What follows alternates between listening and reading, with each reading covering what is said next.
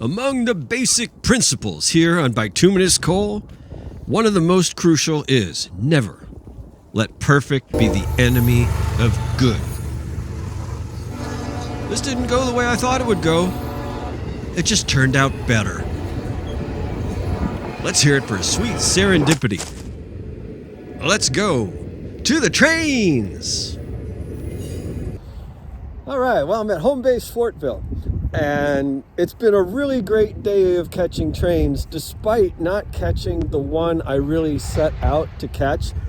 008 came through today with the Seaboard Heritage Unit. And I knew it was coming because, well, I didn't know, but I strongly suspected because it came through yesterday on 007. And frequently, as I'd mentioned on other videos, if it comes in one way, it returns the other. Sure enough, it did that. And I didn't get here fast enough. I really thought I was on point and on time, and I was not.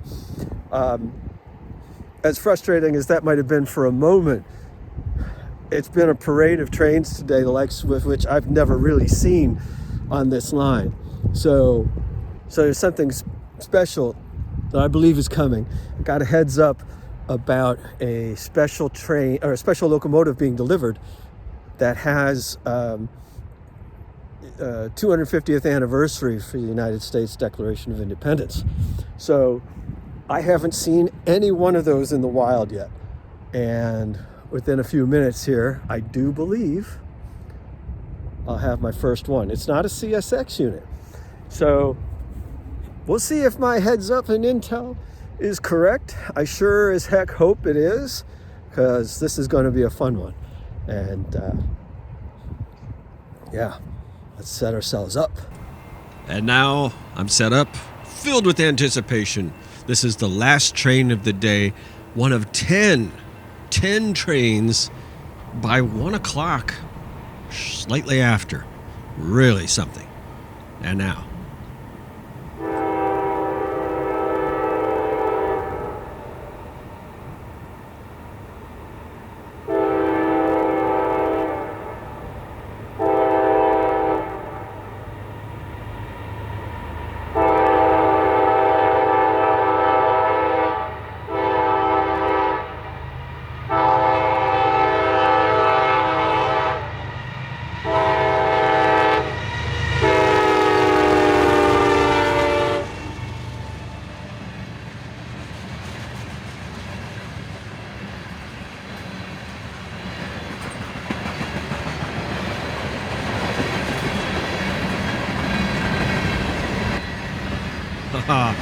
Three cameras looking at P&W 2325, a GP 39-2 in the Genesee and Wyoming family, and repainted for America 250 years.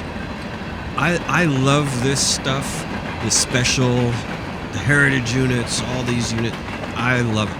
Love it, love it, love it. I remember when I was a kid in 1976 and we saw the bicentennial liveries for the various locomotives. My favorite was Norfolk and Western. Erie Lackawanna was another great one. Loved seeing those, and I'm loving seeing it again 50 years later. Hat tip, Genesee and Wyoming, and Providence and Worcester, and a Conrail logo on an auto rack. I mean, I'm getting chills.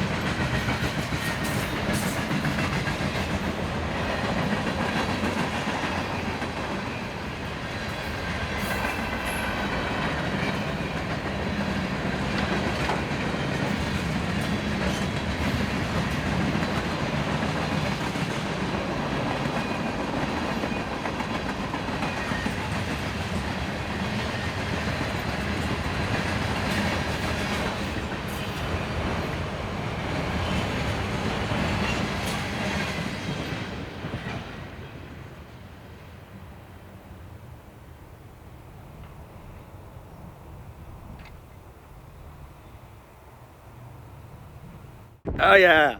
Good people, that was not on my bingo card for today. Oh no, it was not. The Providence and Worcester, a Genesee and Wyoming affiliate. Look at that, had that 250th anniversary for America. What a beauty too. Really clean, really looked great in the snow and caught it. Well, that does make up for missing 008 with the Seaboard unit. That Seaboard unit, it'll come back again, or I'll find it by and by. But the P&W, not very likely. Very happy to have caught that here at Fortville, home base. Woohoo!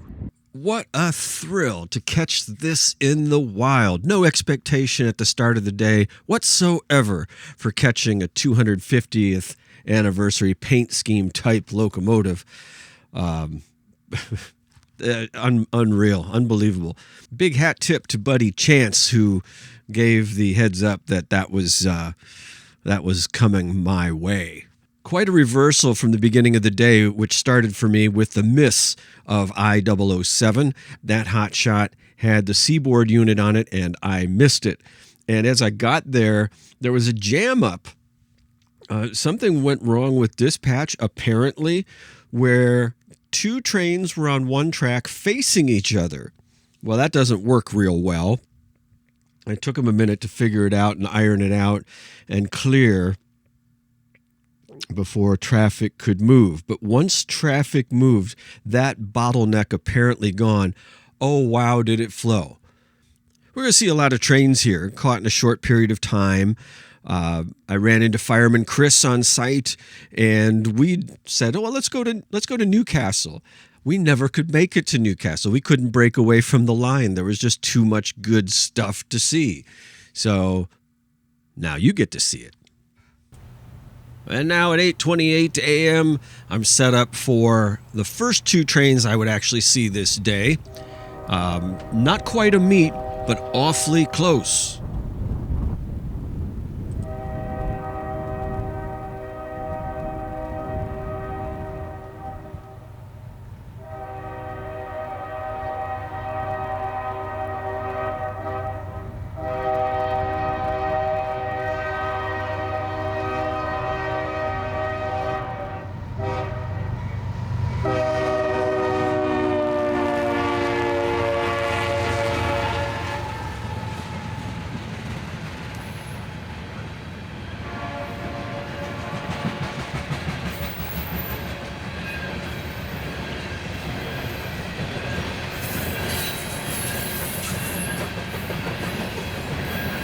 A loaded coal train is not something that is seen very frequently here. In the time I've been shooting since summer of 25 on this line, this is only the second loaded coal train I've seen. So I decided to get over top and have a look down at the loads. Love seeing that snow sprinkled in with the loads. I always thought of coal as big rocks, big lumps, but more like powder when it gets sent away in these cars.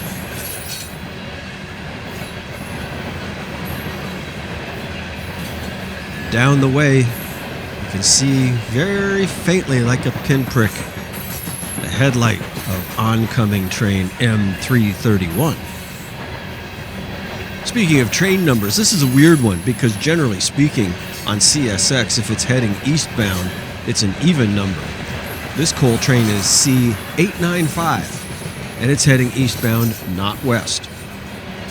That's just more proof that every rule has an exception. And here's the exception right in front of us.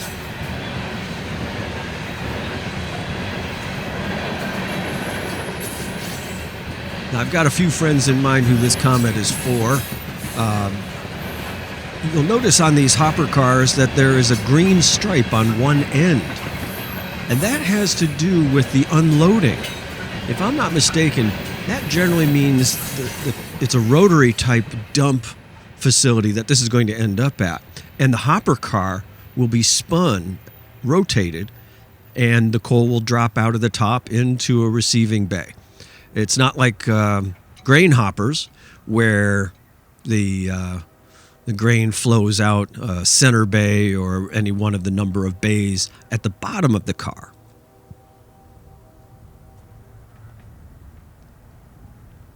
And now holding position because we've got M331 coming.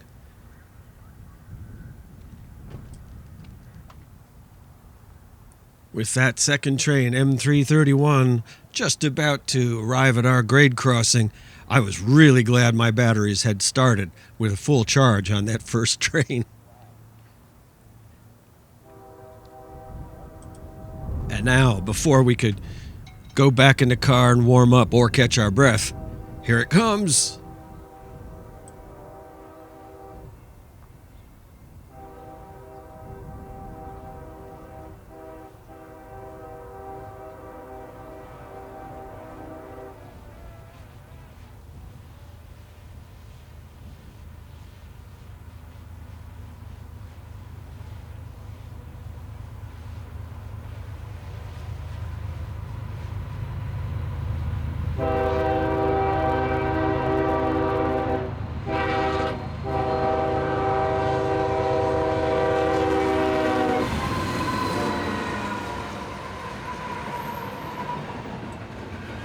Four locomotives on the head end, and down the way there's a mid-unit DPU. 5 units for this train. That is a heck of a lot of power. We seldom see that much power on any one train on this line.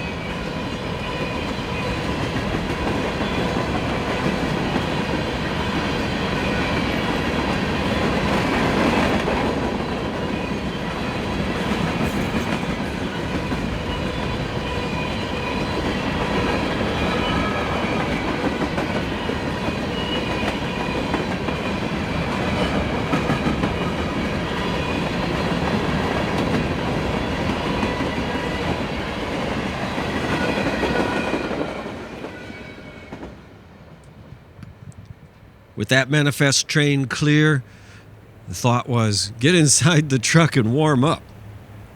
Second thought was, all right, let's go to Newcastle, but we'll take it in a roundabout way.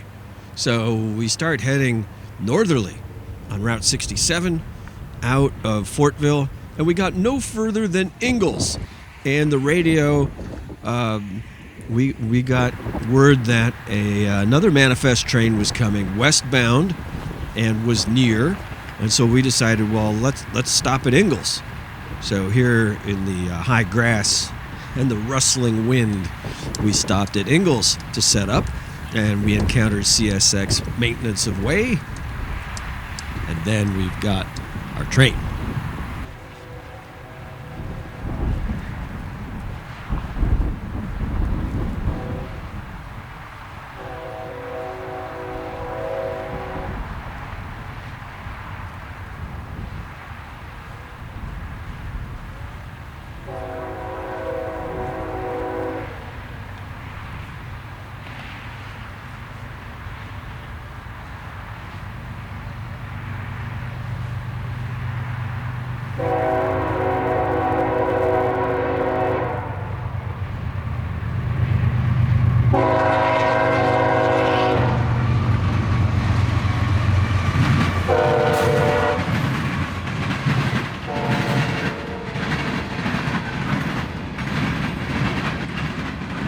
At Ingalls, you can hear wheels hammering away. And if you're looking for a diamond, of course, there is no diamond. What we have here at Ingalls are crossovers. And just as sure as on a diamond, you get that hammering sound, the wheels, and due to the space, the gap. And the purpose of the crossover is to move the train from one track to the other. And that came into play earlier, when that jam-up happened where you had two trains facing each other. Well, the solution? To bypass one train by the other via the crossovers. Nice manifest train. Unfortunately, I did not catch the symbol. I apologize for that. It's definitely a westbound and it's definitely a manifest. But it was also short. Let's now go to a ground camera and show you another look at this with the locomotives and that depressed center flat car hauling a transformer. I do love seeing unusual cars like this, and check this out. It's second behind the locomotives. It has 4 trucks on that flat car. Extra trucks for extra support, all the weight of that transformer. What the heck. Let's see the whole train again. Bonus!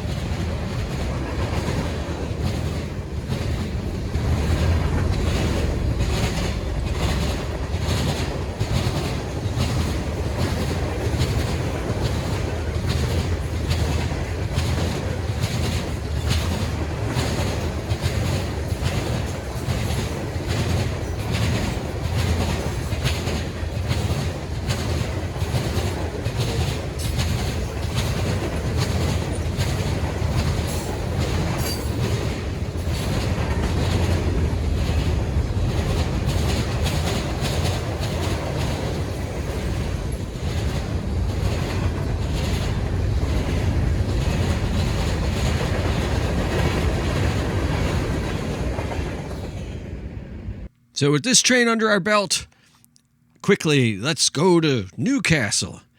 And again, no, we're not going to Newcastle. We hear on the radio, I-007 is coming through. Well, we're already on the move, and we're at Pendleton. And Pendleton's tricky because you can't really set up, well, you can, but you can't fly the drone by the penitentiary. You will be visited by Johnny Law in no time.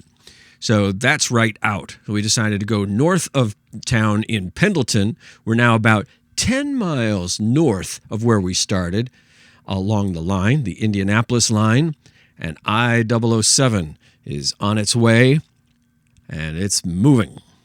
Let's check it.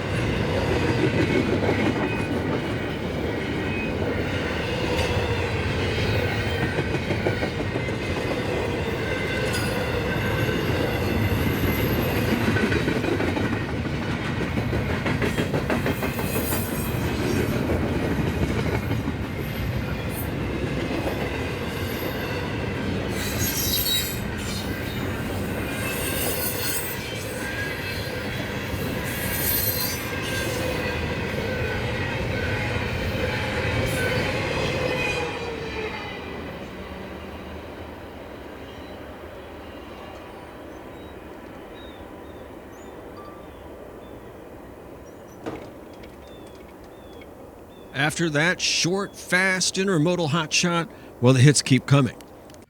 Again, should we go to Newcastle? Nope. Crackle on the radio. Heard that M332 is coming through. We're going to stick around right here and catch the action at hand. The bird in the hand is still better than two in the bush.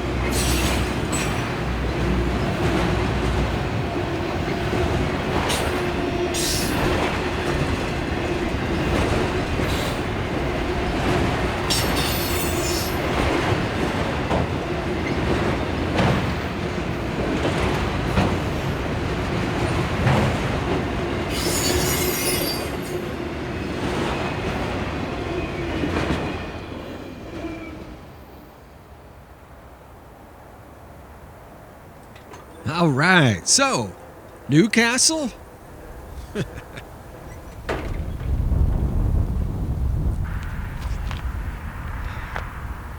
The Indianapolis line has just been full of action today. And I missed the thing I actually set out to get. This has been incredible, the sheer volume of traffic. Such fun. Well, we got one coming.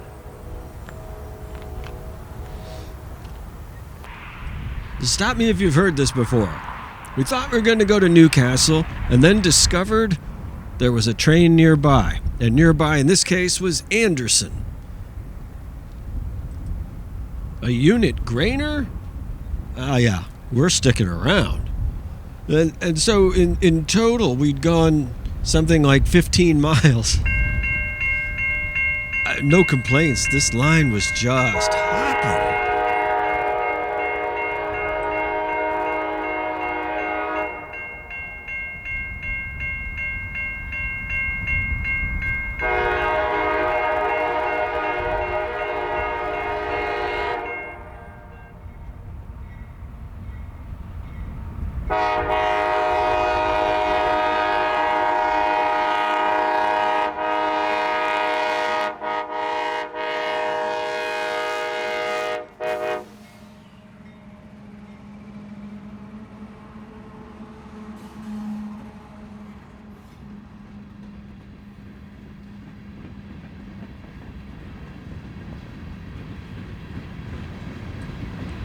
One thing about these unit CSX grainers, when it's their cars, sometimes you'll see a fallen flag.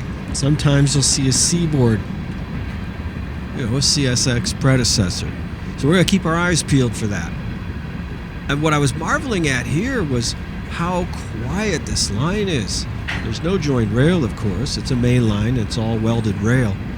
But even with some curvature, it's not squealing, it's not grinding. Really nice. We got enough competition from the wind.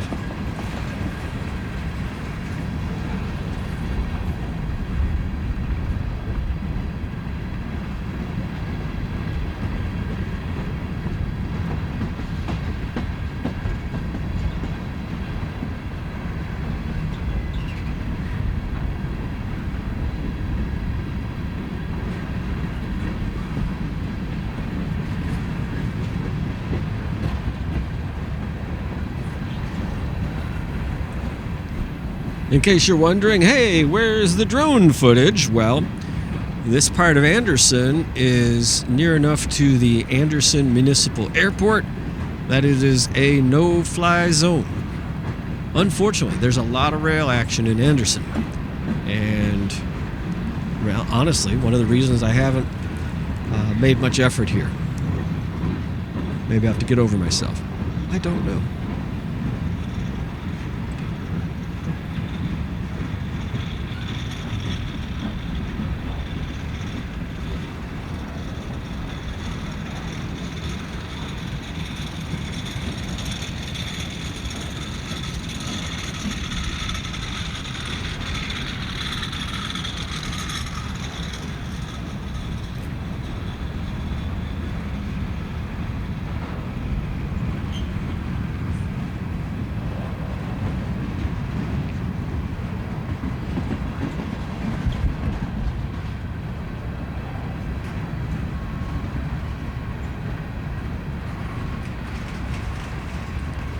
There we are. We have a family line system hopper. All right.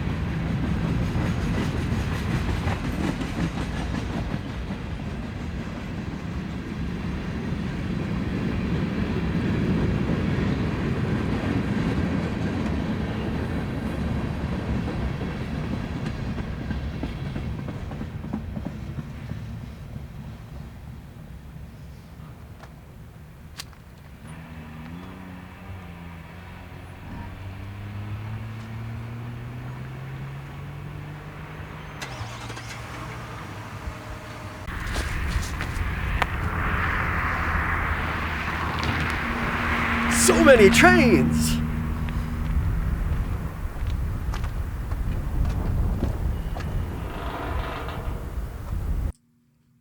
So many trains, and now let's bring you up to speed on location. Where is Anderson, Indiana? Anderson is north and east of Indianapolis. The Indianapolis line, which is the original B line, Big 4 railroad between Indianapolis and Cleveland. All the action we've seen so far and in the entirety of this video is on the Indianapolis line. This was our fourth stop today, fourth location shooting trains, starting at home base Fortville, then to Ingalls, then Pendleton, and next Anderson. Just making the way. Well, up to here. Now, we're going to double back and head back to Fortville, home base. And why? Because now, Fireman Chris didn't have enough time to go to Newcastle. So, well, we just have to go back to Fortville and catch what catch can. But we also got the heads up about that magnificent P&W America 250 years unit. And so even if we had the time to go to Newcastle, we were not going to do that. So let us get back to Fortville.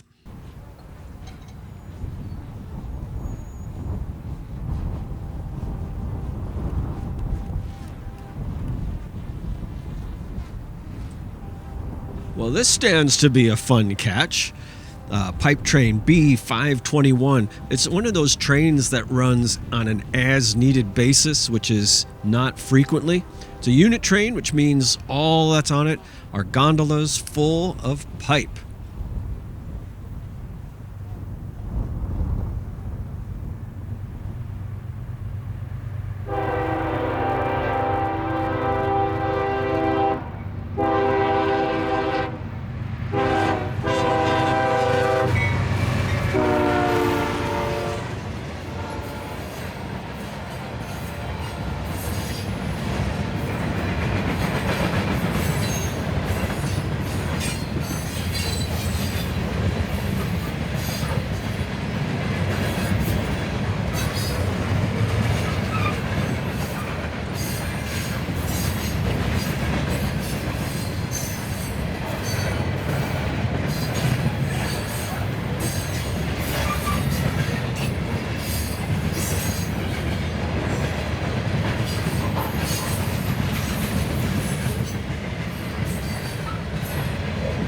Last time we caught this was around Halloween.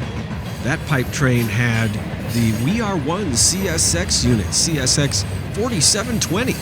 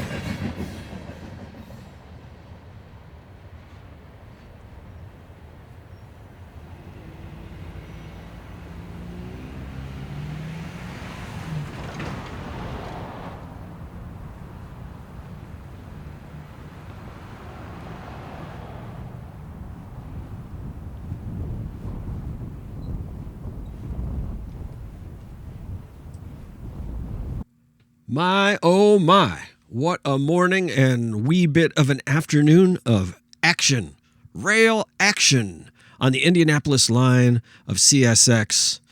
Oh my, let's do a recap here because there was a lot. We'll do this in the order that I actually saw them. First train I saw, well, there were two in a near meet at Fortville after the logjam got cleared up. Then a move over to Ingalls and caught a manifest train. That's our third train of the morning. On to Pendleton. Saw an intermodal train and a manifest. So now we're up to 5. Short haul up to Anderson and caught a unit grainer. That's the 6th train of the day. Turned around, went back to Fortville home base, and saw 2 more trains. That pipe train, train number 7, and the train with the Providence and Worcester special unit for America, 250 years. That's train number 8. Now, I realize I said at the beginning of the video that I caught 10 trains. I guess I counted 2 of Chris's because I missed I-008 with the Seaboard unit and then missed M220, I think it was. I can't count those. Those aren't mine. I didn't show them to you. So 8 trains. That's the total. At any rate, my gosh, that kind of action. I mean, you'd think we were up in Chesterton or something. No. This was a really great day of action. And I since I've been shooting, there has not been a day with more trains all day, let alone a small fraction of the day, as what was seen today. Can't beat it. Woo-hoo. Next time on Bituminouskole, we will leave Indiana and go to Ohio. I took a family trip in July to Lake Erie and a nice little cabin. But a nice little cabin can't really contain me, especially when I'm the early riser and none of the others are. So I went to the trains on the Vermillion River. Caught a lot of action on the water level route. A meet on the bridge over the river. The Nickel Plate Heritage Unit hauling coal.